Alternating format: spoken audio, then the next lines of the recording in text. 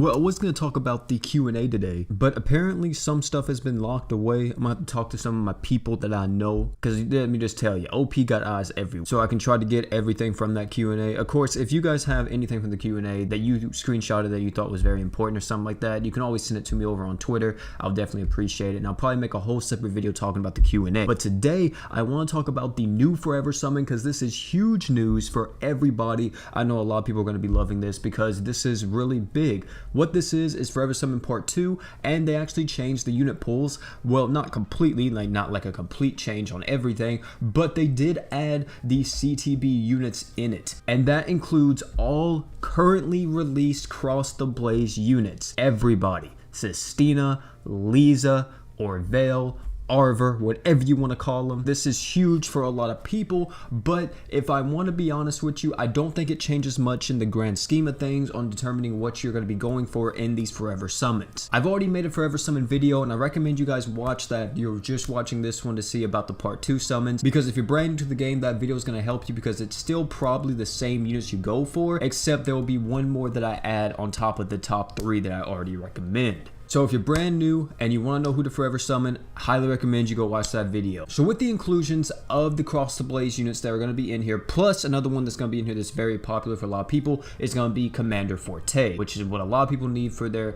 Dark Trinity. Now, this is the second Forever Summon, okay? Second Forever Summon, meaning that we already got the first one, so you can kind of be a little bit more, I guess, open on this one compared to the first one. If you went really hard, let's say for Vox or Thetis or something like that in the first one, then this one you could be a little bit more open-minded to what you go for. Now, of course, I always recommend that you go for multiple goals in the Forever Summon, just because you don't want to be hard stuck on one thing and you wind up not getting it. So that's why in this video, I'm going to be recommending you a lot of different options. So if you're a new player, I recommend you go watch the first video, because everything in this, it's probably not going to be towards you, except this one. If you're new or if you're old, one of the best units you can get from this Forever Summon Part 2 is going to be Sistina and Liza. Both of these units are insane and they are ridiculously OP. Sistina is a physical damage buffer similar to Swick. However, she also lowers the enemy's damage reduction, which is insane. That's a multiplicative debuff, meaning that you do big deeps, big damage. Also, the thing about Sistina is that she's somewhat of an arch general. She's able to give art gauge on her art, and she's also able to give a pretty beefy barrier as well, and her slots are pretty okay too. Overall, Sistina is just extremely OP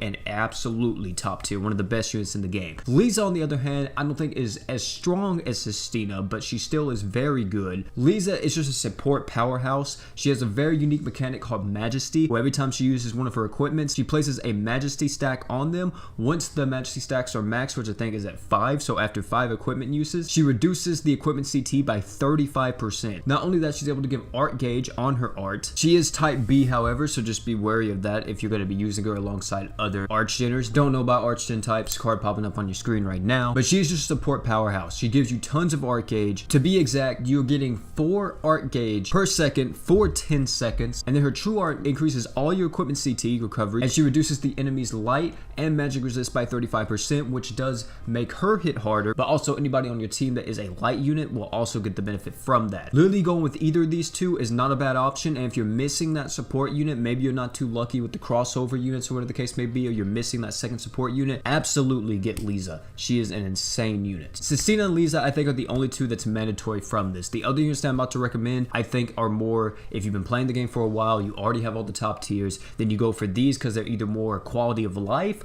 or they're just cool units. And the first one I'm going to recommend is, of course, Commander Forte. If you are missing that last unit for your mono dark team and you need that unholy trinity, I think that's what people are calling it nowadays, which is Dark Finn, Dark Kayn, and Commander Forte, pick them up. I'm telling you, you will not be disappointed at all in mono dark. But here's the thing that I want to let you guys know. Do not go for Commander Forte if you do not have the units and the equipment to make her work. Commander Forte wants to be on mono dark. She can be used in other nuke setups, but she really wants to be on mono dark. If you don't have the equipment to make mono dark work, then I hate to break it to you, it's just not going to work for you. It's just going to be really bad. It's going to be underperforming, and you're just not going to be able to deal the big damage. Of course, you can go watch any of my videos on mono dark if you are curious about it or want to see if you have some of the equipment. Of course, the equipment that I use in those videos, I wouldn't say aren't the best in slot, but pretty much for mono dark, it comes down to this. Do you have damage buffing equips? Do you have burst art gen equips? equips that give you tons of art games. I'm talking about like type 0 stuff like that. You have stuff that gives you crit chance and crit damage. Do you have